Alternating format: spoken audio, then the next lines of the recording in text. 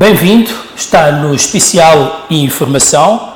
Hoje vamos falar sobre a prevenção e combate ao branqueamento de capitais, um tema oportuno e muito a propósito da aprovação na última sexta-feira da Estratégia de Continuidade e Sustentabilidade de Prevenção e Combate ao Branqueamento de Capitais, Financiamento ao Terrorismo e Proliferação de Armas de Destruição em Massa, bem como o respectivo Plano de Ação para o período 2026-2030. A estratégia, ora aprovada, visa assegurar a continuidade da conformidade e da eficácia do país no cumprimento dos padrões internacionais estabelecidos pelo Grupo de Ação Financeira Internacional, comumente chamado por GAFI. Para melhor compreensão do conteúdo e alcance deste instrumento, temos aqui no Especial Informação Luís Cesarilo, coordenador nacional do Comitê Executivo da Política de Prevenção e Combate ao Branqueamento de Capitais e Financiamento ao Terrorismo e Proliferação de Armas de Destruição em Massa. Doutor, é bem-vindo aqui ao nosso espaço. Muito obrigado pelo convite e, sobretudo, a todos os que nos veem e escutam, o meu agradecimento a todos também. Para começar primeiro, vamos ao conceito. O que é prevenção à lavagem de dinheiro e ao financiamento do terrorismo? Assim, palavras... Palavras muito simples, né?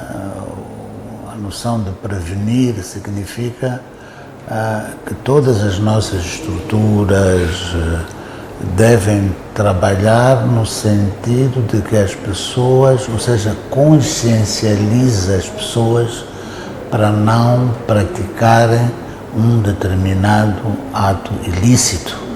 Para o caso específico, o de branqueamento de capitais, de financiamento ao terrorismo e da proliferação das armas de destruição em massa. Ou seja, o governo de Moçambique está consciente da existência deste crime transnacional. Portanto, quando dizemos que é um crime transnacional, é porque ele se exerce na esfera ou no domínio do território nacional, mas depois pode se estender, nascer, desenvolver em outros estados. Então, prevenir, o que o governo faz na sua ação é ir consciencializando os cidadãos de que não devem praticar esse tipo de práticas, não é? É preparar as instituições para que não sejam reativas, não é?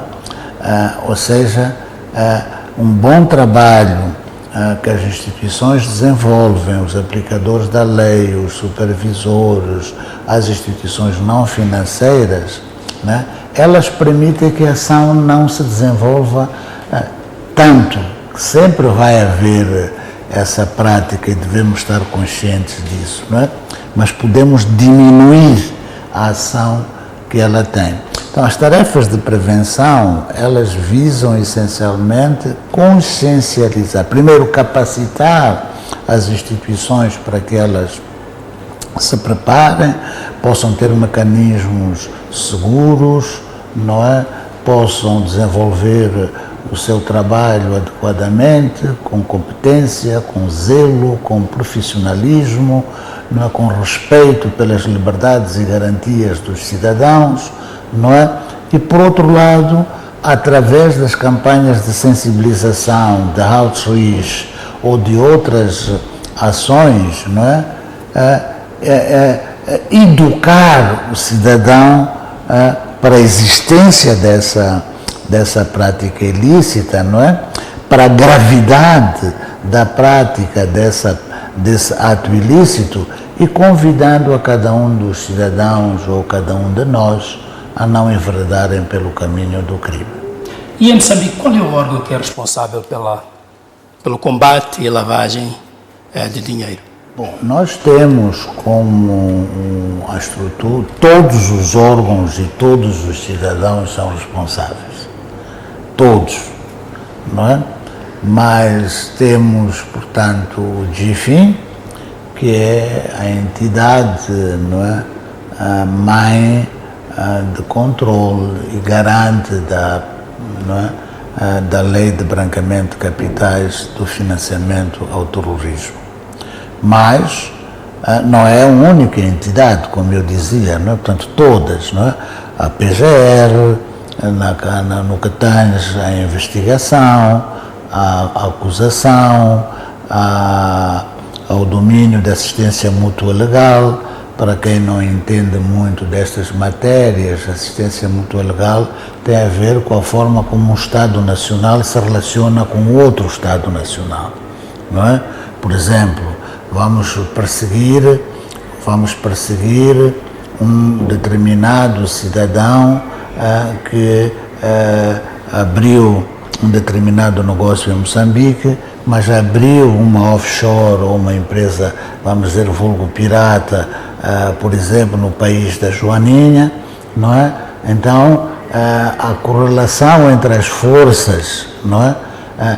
Digamos, de prevenção e de combate entre o nosso Estado Nacional e o Estado das Joaninhas é feito através desse mecanismo designado assistência mútua legal, não é? Para quê? Para que o nosso Estado possa perseguir lá no Estado da Joaninha e o Estado da Joaninha possa facilitar a investigação, a recuperação de ativos, a apreensão de bens, todos estes elementos.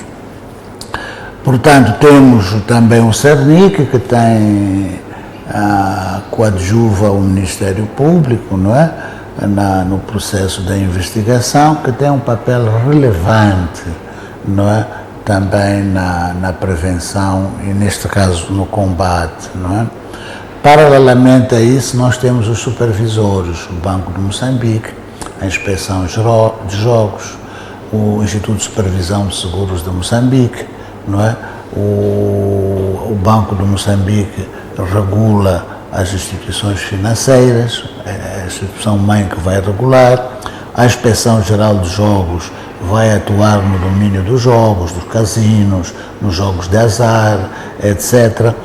O Instituto de Supervisão de Seguro vai atuar nas corretoras, nas seguradoras, não é?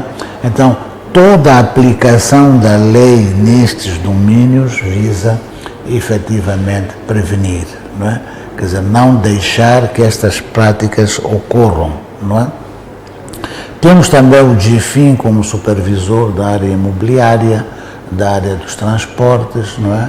Que também neste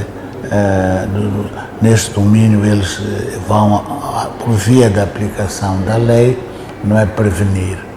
Temos a Ordem dos Advogados de Moçambique, temos a Ordem dos OCAM, não é? De contabilistas e auditores, e temos todas as instituições não financeiras, os bancos, todos eles têm o seu papel neste processo. E aproveito agora para dizer que todos estes órgãos que eu me referi, mas todos, sem exceção de nenhum, não é? Se eu terei omitido algum, quero pedir desculpas a essa omissão, tem estado a fazer um excelente trabalho, tem estado no meio de tantas dificuldades que temos de recursos humanos, de recursos financeiros, não é? Tem feito um brilhantíssimo trabalho, tem aplicado aquilo que é os ditames da lei do branqueamento, da lei do financiamento ao terrorismo, conjugando naturalmente com outras leis, não é, necessárias, complementares para esse sistema. E como pilar último, não é? Como pilar último, diria penúltimo, se me permite corrigir a mim próprio, não é? O cidadão. O cidadão é importante, não é? Quer dizer, é o cidadão que é o autor, não é, da conformidade jurídica, da conformidade moral, da conformidade da relação, não é? É ele, cidadão, que o governo não é? Se diz que as instituições do Estado trabalham para a satisfação das suas necessidades. Não é? Essas necessidades se entendam morais, materiais, físicas, qualquer que seja a natureza delas próprias. Então, o cidadão aqui ocupa um papel importante, não é? Enquanto agente formador, enquanto agente humanizador da nossa sociedade. Não é? E, naturalmente, há o governo, não é? Há o governo que tem que ter cometimento político, não é? Bastante para poder assegurar que as instituições funcionem por forma a satisfazer a necessidade dos cidadãos. Não é? Portanto, respondendo à tua pergunta, depois desta longa explanação, a responsabilidade é de todos nós. Só cabe a cada um de nós executar o papel que lhe compete. Não cabe ao cidadão legislar. Alguém vai ter que legislar, mas cabe ao cidadão trabalhar no sentido de que se faça uma legislação mais humanizante, mais atuante, que defende o quê no fim? Porque isso é uma porta de mão dupla. Por um lado nós dizemos assim, bom, esta legislação pode estar a ser exigente demais, mas é essa legislação que me protege, que assegura os meus direitos, que assegura as minhas garantias, que assegura as minhas liberdades, não é?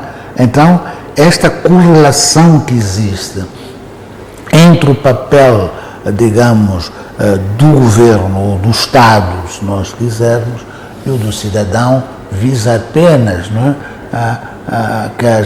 Que as garantias, liberdades, que os direitos, que as instituições trabalhem para um bem social, trabalhem para o cidadão. Isso, doutor, olhando então para este ato do governo de aprovar a estratégia que tem a ver com a necessidade de continuidade e sustentabilidade da prevenção e combate ao branqueamento de capitais, qual é o sentido de oportunidade dessa medida? Olha, a pergunta é muito, muito, muito pertinente, não é? E sem margem de dúvidas, a aprovação desta estratégia pelo governo é um sinal claro do que eu vinha dizendo há bocado. É papel do governo ser visionário, é papel do governo satisfazer as necessidades dos cidadãos por via das suas instituições. Não é? Então vejamos uma breve contextualização. Nosso país, em 2022, 22 de outubro de 2022, foi colocado na lista cinzenta. Foi colocado na lista cinzenta por quê? Porque o órgão máximo, o ESMALAG, ao nível da nossa região, o GAFI, enquanto um coordenador geral das nações e dos Estados, detectou várias deficiências no nosso sistema de prevenção e combate. Deficiências no domínio da legislação, deficiências no domínio da supervisão, deficiências no domínio da atuação das instituições não financeiras. Identificou-as. Embora, devemos dizer com muita clareza, que o governo fez muito trabalho nesse período. Trabalhou bastante, aprovou legislação, avançou numa avaliação nacional de risco, entre outras ações. Contudo, o seu esforço não foi considerado bastante ou suficiente para que o país fosse considerado um país com capacidade de prevenir e combater esses dois ilícitos criminais, diria três, se pusermos a proliferação das armas de destruição em massa. Pois bem, o governo, com seu cometimento político, mobilizou as suas instituições. E desde logo, em 2023, criou o Comitê Executivo de Coordenação. Porém, antes, a 6 de dezembro de 2022, na sua 42ª sessão do Conselho de Ministros, o governo indicou essa capacidade visionária, indicou aquilo que é o caminho correto que um Estado deve tomar. Porque enquanto as vozes comuns, ou as vozes populares, as vozes de alguns intelectuais, as vozes de muitos entendedores destas matérias, diziam que o governo deve trabalhar para o país sair da lista cinzenta. Mas vamos sair da lista cinzenta? Conseguimos sair da lista cinzenta? Ou seja, veja que o objeto era sair da lista cinzenta. E veja que o governo, na 42ª sessão do Conselho de Ministros, a 6 de dezembro de 2022, diz que não, nós não vamos trabalhar para sair da lista cinzenta. Sair da lista cinzenta é uma consequência do trabalho que nós temos que fazer. Então não havia urgência nenhuma em não, naquela altura? Não, é o contrário, Sim. é o contrário. Atenção, o governo está a dizer que não, isso vai ser uma consequência. Nós temos que trabalhar num sistema de prevenção e combate ao branqueamento de capitais e financiamento do terrorismo.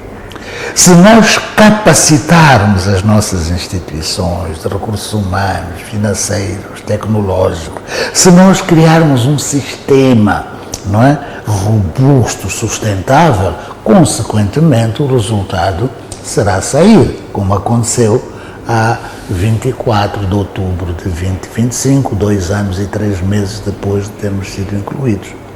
Vê esta visão, porque nós podíamos ter trabalhado exatamente só para sair, mas depois não tinha as instituições sólidas, não tinha as instituições capazes de continuarem, porque só trabalhaste para este objetivo.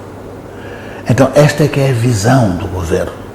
E esta visão o governo volta a dar o mesmo rumo, que é aprovar a estratégia de sustentabilidade do sistema financeiro, de prevenção e combate ao branqueamento de capitais. Ou seja, volto a dizer que eu não estou a trabalhar para não voltar, não é isso. Eu estou a trabalhar para criar um nosso sistema forte, seguro, as nossas instituições com quadros capazes, com equipamentos capazes, com planos sectoriais a serem aplicados, não é? Não estou a trabalhar porque estou sob pressão de voltar à lista cinzenta. E eu acho que voltaremos a essa questão, mas eu vou aqui recuperar um pronunciamento que fez em relação àquilo que foram as principais ineficiências detectadas na altura. No seu ponto de vista, na sua forma de ver, quais eram os setores críticos que necessitavam de soluções, digamos, drásticas para que essa conformidade fosse realizada? É uma pergunta interessante, é uma pergunta absolutamente sapiente, não é? Mas o que nós devemos ter sempre, foi o que o governo fez por via do Comitê Executivo de Coordenação, é entender quais eram as questões estruturantes, não dos setores, não dos setores, enfim, PGR, Inspeção Geral, não. É ver quais eram as questões estruturantes que o GAFI indicava no domínio da aplicação da lei, no domínio da supervisão, no domínio dos não financeiros. E a partir das questões estruturantes que foram colocadas no domínio global dessas áreas, é que nós traçamos o nosso plano de ação, que consequentemente, repito, iria corrigir as deficiências dos setores. Incidindo sobre isso. E não só corrigir as deficiências dos setores, como principalmente ir buscar as boas práticas que os setores tinham para compartilhar uns com os outros. Em que áreas, nomeadamente? Por exemplo, nós criamos 3 grandes subcomitês. Criamos um subcomitê dos aplicadores da lei, dirigido e coordenado pela Procuradoria-Geral da República, integrando o GIFIN, o CERNIC, a Autoridade Tributária. Criamos o setor da supervisão, liderado pelo Banco de Moçambique, que integra até hoje a Inspeção Geral de Jogos, o ISSM, Instituto de Supervisão de Seguros de Moçambique. Criamos o subcomitê dos não financeiros, liderado pelo GIFIN. Ora, veja que aqui se discutiam as grandes questões do grande relatório que foi nos entregue pelo ESMALAG, não é? E as boas práticas de uns setores passavam para outros. E foi desta forma, por via de um trabalho coletivo, de uma relação dialógica, primeiro dos setores com eles próprios e depois dos setores com os outros próprios. Daí derivaram, por exemplo, assinaturas de memorandos de entendimento, para que essa relação não fosse meramente discursiva, mas fosse uma relação juridicamente constituída. Então, esta é que é a questão de fundo que fez com que o país unisse-se, capacitasse as suas instituições e nós obtivemos o resultado positivo que foi a saída de Moçambique da lista cinzenta. E nós vamos olhar um pouco para aquilo que são as recomendações impostas pelo Gabinete de Ação Financeira Internacional. Nós vimos que elas incidem sobre dois pilares fundamentais, que é a conformidade e também a eficácia. E na sexta-feira o Governo define uma estratégia para a continuidade da conformidade e da eficácia. Em termos de conformidade, quer dizer que ainda precisamos de alguma ambientação? Sim. Em que sentido? Vejamos, não é? A nossa avaliação nacional do risco foi feita em 2022, revista em 2023. Nós hoje estamos em 2026. As sociedades evoluem, o mundo do crime evolui, as condições da natureza evoluem, a tecnológica evolui. Hoje temos inteligência artificial, por exemplo, não tínhamos lá atrás, não é? Então é necessário fazer-se uma avaliação nacional de risco para se ajustar a uma prevenção e um combate que responda às necessidades atuais. Precisamos de ter, por exemplo, um maior controle, maior regulação a nível dos ativos virtuais. Não tínhamos a avaliação nacional de risco neste domínio. Então, estamos agora a fazer a avaliação nacional do risco dos ativos virtuais, que nos vão indicar as forças, as fraquezas, as falhas, por aí fora.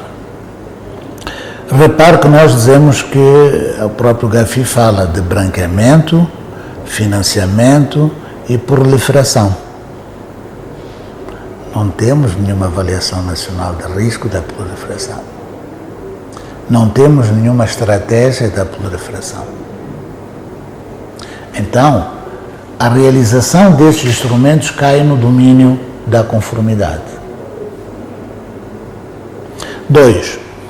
Em setembro de 2025, o GAFI fez uma revisão pontual a 12 recomendações. Ora, essa revisão pontual das 12 recomendações vai demandar a revisão pontual de alguma legislação, outra, a elaboração de uma nova legislação. É um processo contínuo, diga-se. É um processo contínuo. Isto cai na conformidade. E, fora isso, nós temos a efetividade. A efetividade dá-me resultados, apresenta-me resultados do que você faz leis. O que é que essas leis produzem? Você fez avaliações nacionais de risco, o que é que elas produzem? O que é que elas contribuem? Então, apresente lá resultados. É isso que o GAFI chama efetividade. Mas a conformidade e a efetividade estão sobre uma umbrella central que o GAFI tem, que é a sustentabilidade. Sem sustentabilidade da conformidade e da efetividade, nós não fizemos nada. Vai daí a grande visão do governo na aprovação desta estratégia designada de sustentabilidade do sistema. do sistema, que aponta 5 objetivos estratégicos para 18 áreas de atuação. Nomeadamente, o primeiro é o reforço da coordenação institucional e da cooperação internacional. Então, estás a ver aquilo que eu te dizia. Primeiro, a 23 de dezembro, o governo cria o Comitê Executivo de Coordenação, ou seja, cria um órgão dele, não é? Que executa a coordenação, que se relaciona com todas as instituições, que globaliza o seu pensamento, que globaliza a sua estratégia, que globaliza a sua política. E não só. Preste atenção, é preciso que se entenda bem estas questões. Fora o Comitê Executivo de Coordenação, o governo institui no seu cometimento político a criação do Comitê de Alto Nível, presidido pelo Primeiro-Ministro da República de Moçambique, integrando os titulares centrais de todas essas áreas que fazem o processo de prevenção. O governador, Sua Excelência, o governador do Banco de Moçambique, Sua Excelência, os ministros do Interior, Defesa, Justiça, não é? Sua Excelência, a ministra das Finanças, não é? Disse titulares, não disse instituições, não disse ministérios, não disse Procuradoria, não disse Tribunal Supremo, disse titulares. Há alguma diferença? Porque a instituição é lata. Quando dizem que tu és responsável, é totalmente de dizer MBC é uma coisa, MBC são todos. Agora, quando dizem tu, é outra coisa. A responsabilidade, é verdade que como titular recai sobre as duas dimensões, individual e coletiva. Estou claro disso, não é? Mas quando fica no abstrato, como instituição, acho que alivia um pouco o nível de pressão. O segundo pilar, ainda no primeiro pilar, foi aquilo que eu me referia, o papel da assistência mútua legal. Este crime não se combate sozinho. Se na vida comum nada fazemos sozinhos, precisamos sempre uns dos outros, neste caso se espelha muito bem. Doutor Cecílio, quero lhe pedir pausa, já voltaremos a falar de outros pilares. Vamos agora fazer um breve intervalo e voltamos em instantes para continuarmos com esta conversa. Até já.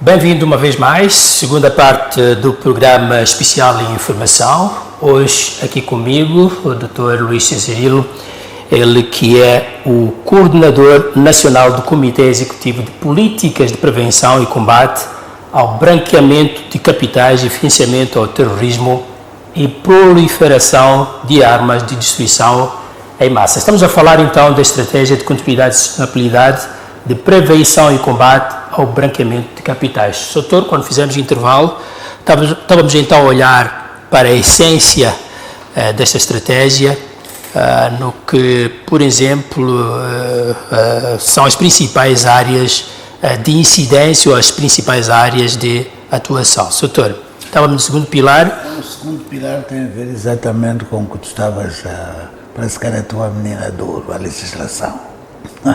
A questão do quadro legal. Então é necessário ajustar. Esse é o segundo pilar. Precisa de quadro, não é? Toma, por exemplo, a questão da recuperação de ativos, que é uma questão central que o GAFI traz. A nossa legislação tem que ser revista por forma a que este processo seja célere e seja realmente executado. Então, é necessário haver uma reflexão neste sentido, é necessário que se faça essa determinada regulamentação. É necessário que exista também para as organizações sem fins lucrativos. Não para as...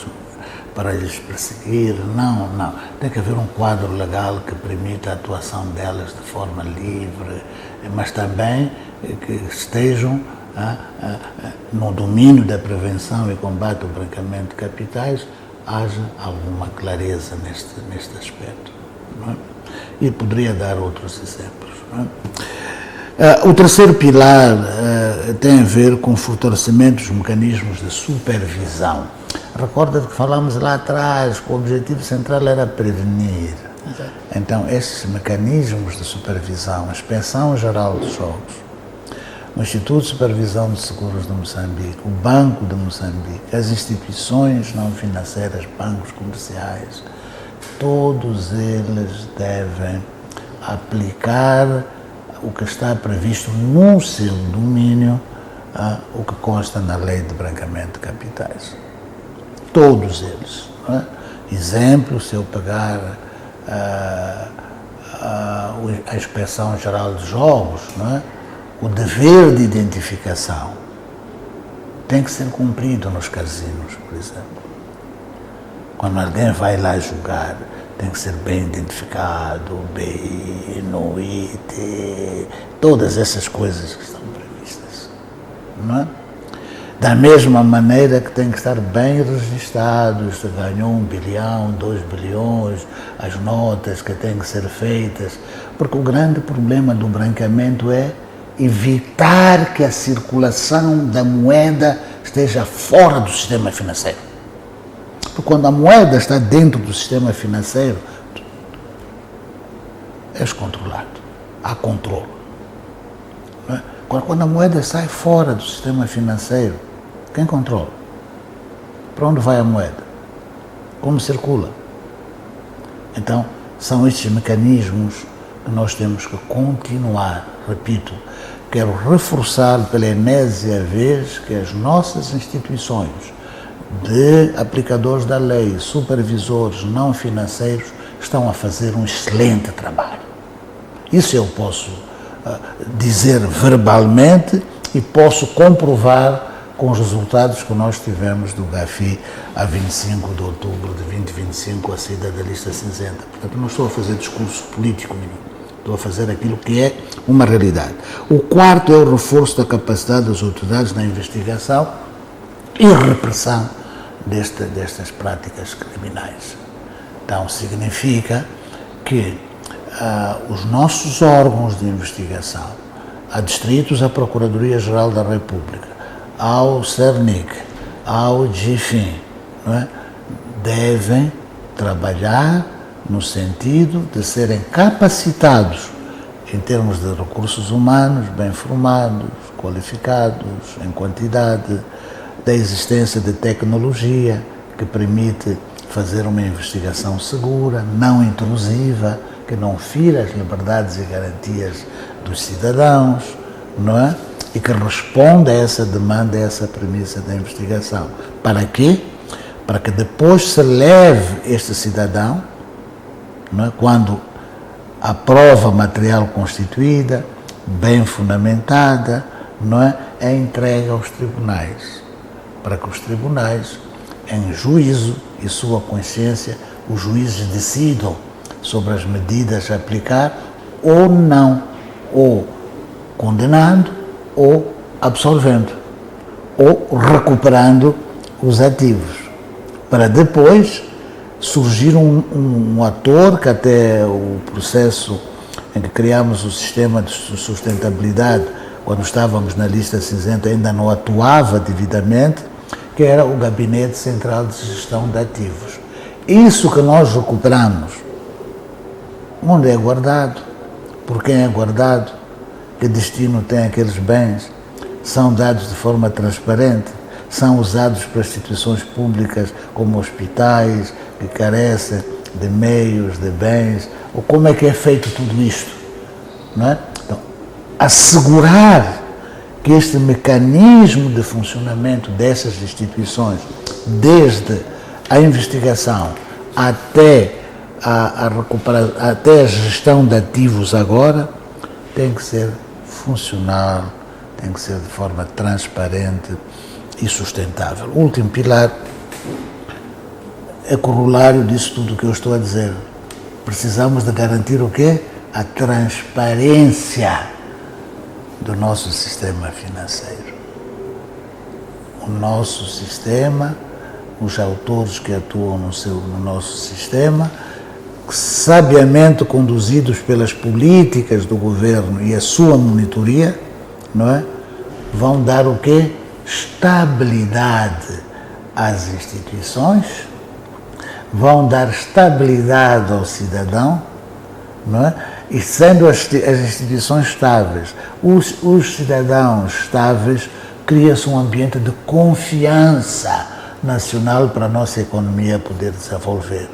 Outro sim, não é? Essa mesma estabilidade, essa mesma confiança é transmitida aos mercados internacionais. Aí estamos a falar do investimento estrangeiro. É na correlação destes pilares todos que terminam neste domínio da transparência do nosso sistema financeiro que nós asseguramos um papel reputacional do nosso país bom e, por consequência, sendo papel reputacional, as nossas instituições são de confiança, os investidores sentem confiança em investir no país, o cidadão fica tranquilo relativamente ao seu sistema financeiro. Essa trouxe uma questão aqui que tem a ver com aquilo que tem sido mais ou menos a evolução dos sindicatos do crime. O Sr. acaba de se referir que, por exemplo, um cidadão que se dirige ao casino para jogar tenha de revelar a sua identidade, inclusive os montantes que tiver lá ganho. Quer dizer, neste esforço de se tentar controlar a circulação de dinheiro, não haverá aqui um risco de exposição do cidadão que, por exemplo, queira fazer a sua vida mantendo a privacidade nesse sentido? Sim, eu não vejo as coisas assim, não é? O que eu vejo é que um cidadão não está acima da lei. O cidadão, o descumprimento da lei não inibe a responsabilidade criminal dele. Mas tendo em conta os riscos, se ele sabe que ele tenha ganho, que ele ganhe dinheiro de uma forma honesta. Foi a um cassino, ganhou dinheiro e depois ele tem de ser exposto, tem de dar a sua identidade, tem de revelar inclusive os montantes que lá tiver ganho. A identidade... Não é o risco para esse cidadão, não? Não, a identidade é colhida dentro da instituição e a informação sigilosa que circula dentro da instituição. Porque toma lá, tu sais hoje, vais ao casino Pulana, por exemplo, passa publicidade, embora eu não frequente isso, e ganhas 1 milhão, ou ganhas 10 milhões. Muito bem, como é que tu vais depositar no banco isso? Não vais depositar. Porque para depositar, é aquilo que eu dizia, para sair do sistema informal, porque ele está no sistema formal no casino, mas tu levares na tua mão, no teu bolso, no teu carro, na tua paz, para tirar-te do sistema financeiro para o informal. Estamos juntos até aqui? Percebo. Agora eu pergunto, como é que tu vais depositar no teu banco? Não vais poder depositar. Vais ter que explicar bem onde é que foste buscar esse 1 milhão, esses 10 milhões. Por isso, dentro de sistemas confiáveis, seguros, que garantem a privacidade do cidadão, a Inspeção Geral dos Jogos, para o caso vertente em que nós estamos, tem mecanismos seguros para dizer o quê? Ao teu banco, a outro banco, etc., qual a proveniência desses fundos. E aí tu depositas o teu dinheiro, é teu. Ninguém te vai... Portanto, todos esses mecanismos com vista à garantia, como eu disse, das liberdades, garantias dos cidadãos, estão pensadas, são aplicadas e há segurança nisso. Então, vamos olhar para um outro aspecto que se referiu, que tem a ver com a questão que diz respeito, por exemplo, a esta máxima de conheça o seu cliente. As instituições financeiras, na sua opinião, estão a aplicar de forma rigorosa políticas de identificação e verificação de clientes, incluindo beneficiários efetivos. A que temos assistido é que, uma e outra vez, o Banco de Moçambique aparece aí com umas multas avultadas sobre várias instituições por cometerem inúmeras irregularidades, incluindo inclusive da falta de identificação dos clientes. Muito obrigado. Sobre o ponto de vista do Banco de Moçambique, eu quero começar por felicitá-los. Porque esse é o papel do supervisor. Um papel primeiro pedagógico e depois um papel de aplicação de contramedidas para aqueles que são os infratores. O Banco de Moçambique está a fazer necessariamente o que deve fazer. Portanto, parabéns. Não é? Os bancos, daquilo que nós temos, aliás, houve durante a visita on-site e tivemos nós bastante trabalho com os bancos, também estão a fazer um trabalho excelente. Eu dou-lhe um exemplo muito pequeno, não é? Nós temos uma ferramenta nos nossos celulares dos bancos, por exemplo, desculpe ter que dar este exemplo, não é publicidade, tem, por exemplo, se for ao BIM, tem aquela coisa chamada Easy Bank, não sei o quê. Aquele Easy Bank, só quero dar o exemplo de que as instituições funcionam. Não só por este, mas por outros exemplos, outros casos, que não vou discorrer aqui, porque não é o propósito desta conversa. Se tu és Pepe, como ganhas muito dinheiro aqui no MBC, né? Estás lá no topo, então és considerado Pepe, não é? Pessoa politicamente exposta. Tu não consegues, por exemplo, fazer uma transferência Western Union. Pode ser da tua parte desgastante, mas para a parte do sistema é correto. Você não vê que eles estão a aplicar a lei. Você vê que eles estão a fazer. Por exemplo, tu chegas hoje num banco, qualquer que ele seja, o Banco das Galinhas, com um saco, uma mala com 8, 10 milhões, queres ir depositar? Sim, has de ser tratado com carinho, com respeitabilidade, etc. Mas vais passar por um escrutínio. De onde vêm aqueles 10 milhões no teu saco? Serão provenientes de corrupção? Sabe que a corrupção não se paga com cheque, não se paga com transferência de empresa ou coisa, sabe, né? A corrupção é dada com dinheiro vivo, não é?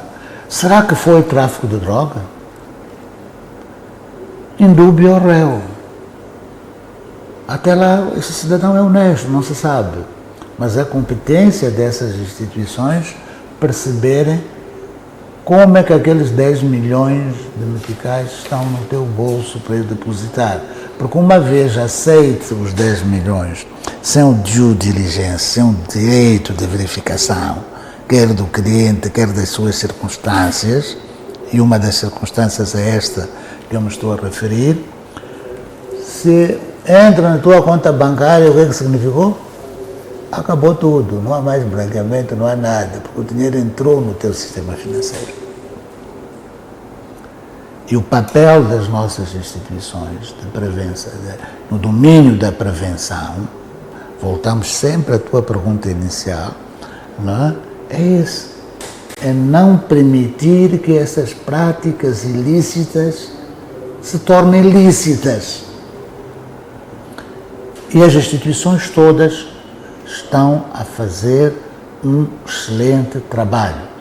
O Banco de Moçambique está a tomar medidas proporcionais, racionais, por forma a que torne esse sistema seguro, funcional e proteja o nosso sistema financeiro. Enquanto coordenador nacional, na minha modéstia e ignorante análise, é de felicitar porque eles estão a cumprir aquilo que de facto o GAFI quer. E esta boa prática deve ser estendida para o GPK, deve ser estendida para o SSM, para a Inspeção Geral dos Jogos. Se estamos a falar no domínio da supervisão. E o doutor falou aqui de uma questão que tem a ver com a ausência daquilo que se chama um mecanismo de avaliação do risco e também da ausência daquilo que é seriam medidas, por exemplo, para saber o que é que está a acontecer no contexto da proliferação de armas maciças, não havendo esses instrumentos ou essas medidas, em que medida isso poderá, por exemplo, comprometer aquilo que é, neste momento, a observância das imposições do Gabinete de Ação Internacional Financeira? Não, por isso é que eles estão a dar prazo para nós trabalharmos. E jogo já essa resposta, que o GAFI já anunciou que de 2028 a 2030 Moçambique passa por um novo processo do MER, né, de avaliação mútua, que é este processo que determina se tu entras, se tu sais, aliás, se tu entras, se tu reentras, não é? Está determinado que vai iniciar em 2028, termina em 2030, depois teremos a decisão final se continuamos de fora ou regressamos para o ponto de origem. E 9 meses antes, portanto, vai coincidir para ir para setembro de 2027, começam os team reviews. Os team reviews são as diversas equipas dos diversos setores, especialistas na cooperação internacional, na investigação, no financiamento, na supervisão, vão começar a receber os relatórios do país e a interagirem com as instituições para verem a conformidade técnica e a efetividade.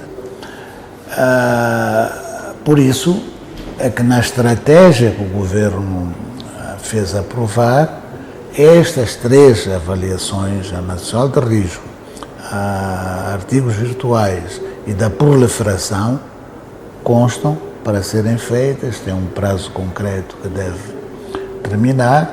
Esse prazo, naturalmente, será antes dos team reviews começarem a fazer o seu trabalho e pode até decorrer do período de 2028 até 2029 como máximo, não é? Porque depois tem que se ver a efetividade, não é? Fizeste isso, o que é que isso resultou, não é? E o governo está atento, todos esses elementos estão na estratégia de sustentabilidade do sistema e as instituições estão a trabalhar e vamos continuar a trabalhar. E neste processo, preciso, doutor, qual é o maior desafio que Moçambique enfrenta para, digamos, olhar para estas questões que têm a ver com a conformidade e também com a eficácia? O que é mais difícil o país, neste momento, digamos, ultrapassar, posto que daqui a nada será novamente avaliado e terá de estar, digamos... Eu diria que é apenas a modernização tecnológica, porque a modernização tecnológica demanda muito dinheiro. Não é feita... Enquanto que, por exemplo, formação, a gente tem escolas muito boas no país, né? Tem primeiro universidades de formação geral boas, tem escolas especializadas boas, temos o Centro de Formação Jurídica e Judiciária, temos a CIPOL, para dar alguns exemplos, que são escolas muitíssimo boas, né? De pessoas muito qualificadas. A gente pode dizer que pronto, amanhã junta 100 pessoas, 300 pessoas, vão para lá, vamos formar. É um custo, sim, mas não é um custo muito elevado, não é? Contrariamente, é dizer assim, vamos comprar ferramentas de supervisão, de análise para monitoria, não é? Onde a ação humana é ínfima na produção do resultado final. Esta máquina é caríssima. Os softwares para alimentá-lo são caríssimos, não é? Vamos lá de falar, por exemplo, da interoperabilidade dos sistemas, não é? Ou seja, o sistema do CERNIC, da PGR, do Tribunal Supremo, não é? Para que esses sistemas se comuniquem entre eles, para que o cidadão X mosquito A, que foi para a esquadra Y com o processo A1, não é? Chegue a Procuradoria, onde vai continuar o processo até acusação, não é? Já não é o processo Z1, tem que continuar com o processo A1, o mesmo com que iniciou ali. E quando chega ao Tribunal Supremo para ser julgado, tem que continuar não já com WWA, mas tem que continuar com A1, não é? Quer dizer, isto permite que possa haver uma continuidade, um seguimento e a tão desejada celeridade processual. Porque o que acontece muitas vezes é que o processo nasce no A1, vai para o ZZ2, depois acaba no WWW4. É o mesmo processo, não é? Mas vai tendo registros diferentes, por aí fora. Então, a montagem deste sistema de interoperabilidade, que demanda ferramenta tecnológica, ela não é barata, que demanda softwares, não são só hardwares, são os hardwares, são os softwares necessários, a internet é necessária, uma internet estável, é necessário mecanismos e plataformas de segurança para aquilo que tu dizias, para que a vida do cidadão esteja protegida, que as suas liberdades estejam asseguradas, que ninguém viole, não é? Para que não apareçam dados expostos em esta pública, por aí fora. Não é? E que impacto isso tem, a ausência, vamos lá, desses meios tecnológicos naquilo que é o interesse nacional de prevenir esses crimes? Vai demorar um pouco com todos esses processos. Por exemplo, se nós pegarmos na supervisão, não é? Vamos pagar o ISSM, não é? Que vai, por exemplo, fazer uma supervisão a uma corretora dos mosquitos, não é? São pessoas que estão ali, desde o que vai fazer e os que estão lá. São pessoas. Então, naturalmente, as pessoas passam por processo de influência, passam por processo de interação, e daí podem gerir o quê? Aquele que foi observar ali, quando volta para casa, dado esse processo de interação, de subjetividade, ele pode produzir um parecer que não é tão objetivo quanto se deseja. Contrariamente, se ele pegar na máquina que existe hoje, não é? Se pôr lá, a máquina não conhece ninguém. A máquina vai tirar aquilo que foi posto e vai dizer o que é, na verdade. Então é este processo que nós temos que... E também facilita, né? É verdade que é um investimento grande em termos de recursos financeiros, mas também diminui recursos humanos, diminui tempo de análise, diminui... Quer dizer, há outros ganhos laterais, não é? Que são escolhas que efetivamente o governo, neste caso, terá que fazer. Dr. Luís Cesarilo, obrigado pela sua presença aqui nos nossos estúdios. Espero contar consigo nas nossas próximas abordagens. Eu quero agradecer imenso a possibilidade de ter exposto, partilhar estas ideias com o público, que são extremamente importantes, a nosso ver, não é? E assegurar, não é, a todos que, por via do Comitê Executivo de Coordenação, por via do Comitê de Alto Nível, por via de Sua Excelência a Ministra das Finanças, que é quem tutela o nosso Comitê Executivo de Coordenação, com a sua sábia inteligência, nós vamos continuar a honrar os compromissos que o Governo nos incumbiu fazer e vamos seguramente seguir com a palavra de ordem, trabalhar para que o nosso cidadão tenha uma sociedade mais justa, mais livre, mais transparente. Isto, estou-me a dizer, no domínio em que atuamos e no domínio do sistema financeiro. Obrigado. Obrigado, Sr. Doutor. Foi o especial em informação. Então nós voltaremos a este espaço numa próxima oportunidade. Até lá.